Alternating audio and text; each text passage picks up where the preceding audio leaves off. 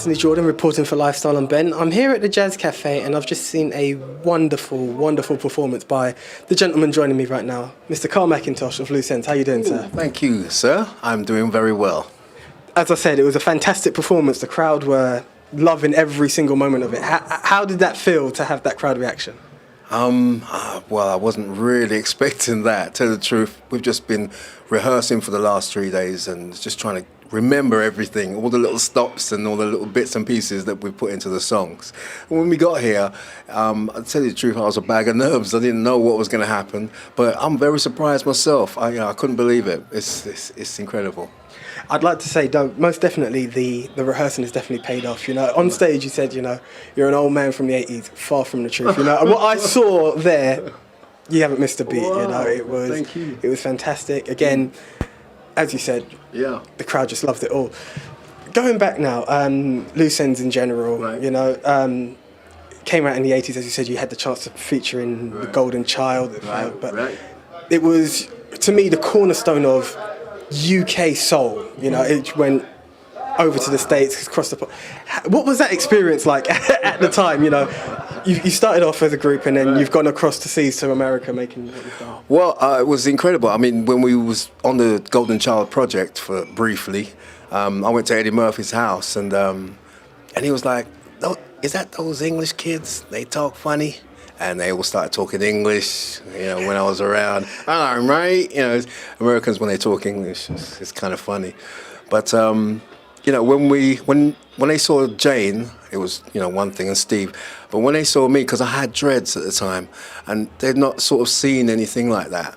The dreads were normally people who lived on the street, or normally people who were like tramps would have dreadlocks. Right. So, someone who was aspiring to be famous with dreads was like totally no.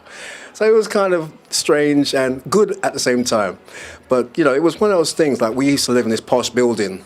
It wasn't a Virgin book this in, it wasn't nothing to do with us. But, there was some real rich people living in the building that didn't relate to what we were doing. We looked like Americans, but we spoke English, and that was kind of strange. But actually going to America and meeting all these people when you're like 20, whoa.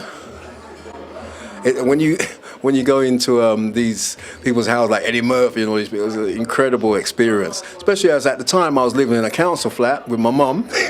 All right. I remember when I got back from America on that same trip, this kid said to me, he was on the swings outside my mum's house. He said, "Are you that guy from Loose Ends?" I said, "Yeah." I was all proud, He went, "You're rubbish." It's sad to say. I read a quote recently saying, you could be the sweetest strawberry, but you're still going to find someone who doesn't like strawberries. That's But, right. Again, I'm still in shock by that. But, the volumes of what you've done, Right. As you said, Eddie Murphy at the time, one of the biggest stars of the 80s, and you guys made it there, as you said. Council estate possibly, but right. Where you were, failing that was big stuff. Going forward a bit more, I heard there was changes in the group, and you wanted to go into a different direction with musical sound. What was that direction you were hoping to bring forward? Well, to be honest with you, that's all a cover story. The real story is not that we were going in two different directions. The real story is that Jane Eugene had a solo deal in America. Steve Nicol was concentrating on his production stuff. And I think Jane also was beginning to feel like myself as a producer and Steve were trying to overtake the whole Nick Martinelli position, which we may have been. We were young, we just wanted to just progress. And I think Jane saw that Nick Martinelli was the fourth member. And it was because of Nicky and his decisions that in the music that made our music stand up stronger. And she didn't want that to end. So at that point, it became like a conflict between what was happening with myself, because back in England, I would write songs like Gonna Make You Mine and Slow Down, and then the record company would kind of look at that like, wait a minute, these guys can do that on their own.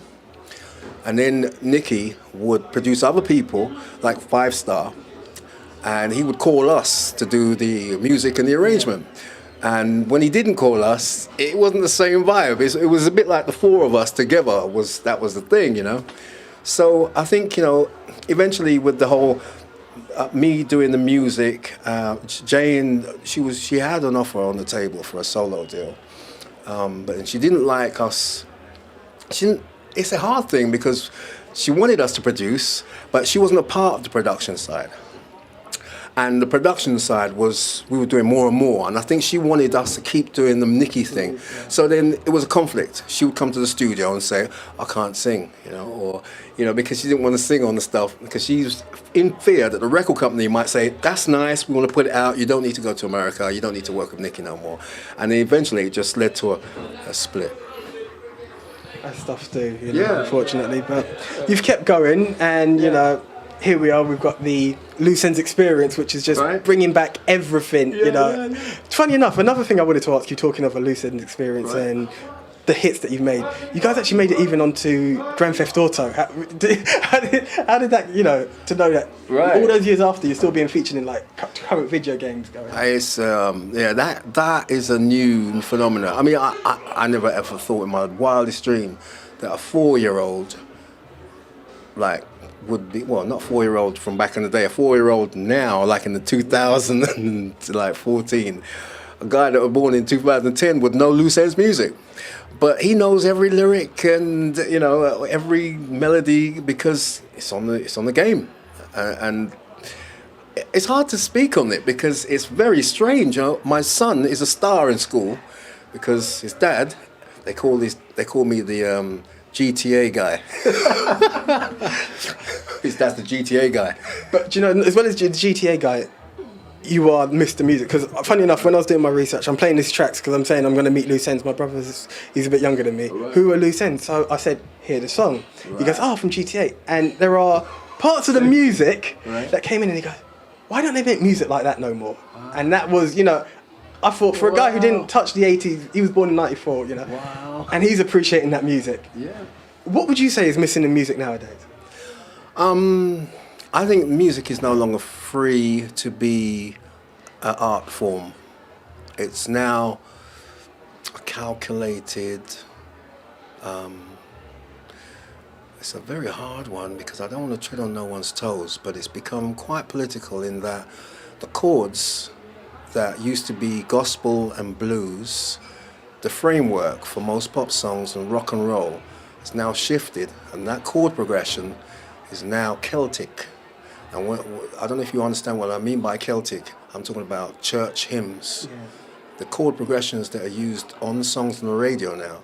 If you kind of just look at the sounds are different. They're rave sounds, but the actual chords that they're using, Celtic chords, songs that come from Ireland, chord progressions that we normally associate with hymns and, you know, straight A to G to B, you know, they're not got the sevenths in there, or, you know, the blues, or they're taking that right out of the whole chemistry of pop.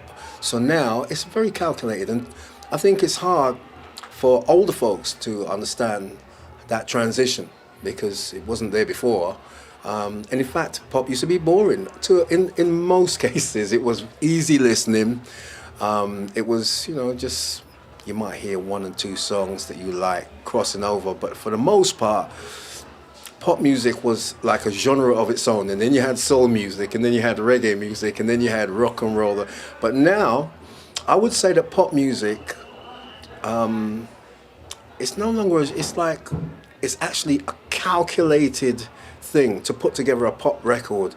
I think that there's guys that go in the studio now and calculate the type of chords that they're doing with the melody and the lyric, the upbeatness of it. The whole thing, to me, is no longer an art form. It's more of, we're going to make a song that's going to go to #1. And I think, you know, that's probably taken the art out of it. Because the art, the freeness of it, where you'd hear a song like Now That We Found Love, you know, the Third World song, that was like a runaway hit. I think you won't have any more of those. And it's a shame, really. But I think, you know, that Celtic chords because we do live in a partially Celtic country. We live in England, and it's Ireland and Scotland, and I can understand in the 80s that R&B and soul music, it just kind of ran away, the success of it. I think that there's probably people in England and Scotland and Ireland that want for that not to happen again. So the best way is to freeze out a lot of, what we don't want, and just play a formula, which is what we do want. And I think that formula, which is starting off on the disco, which is disco, it's an old word, starting off in the clubs, but it's it's a rave thing. But the actual chords are very Celtic, and I think for people like us, it's boring us really. I think most people I speak to, they're kind of bored. I can agree with you, and this is leading on to what I was going to say next. Right. Please tell me you are still producing, and we are going to hear much more from you. Oh yes, at the moment I'm working with Junior and Noel McCoy and all these people from the collective, and I'm working with Femi Fem from the Young Disciples. You may have saw he was playing the music. It's like I wouldn't have got him here normally, but we'd been working together. So there's a couple of projects that I have been involved in, but at the moment I am playing more of a songwriter's role. Not so much of a producer, but because production has changed along with the chords shift that I've just mentioned, I think it has shifted also in the production.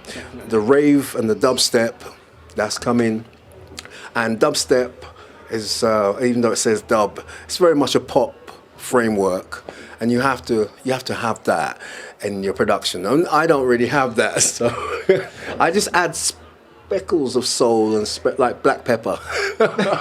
Seasoning it up. Yeah, for real. In the verse, when it's sounding a bit boring, I might just come in and maybe put a little vocal arrangement and stuff like that. But I'm sweating on so much. It was a fantastic performance. I can imagine this was coming. Yeah, it's coming off me. So, what have you any other dates for the tour that you'd like to let us know about?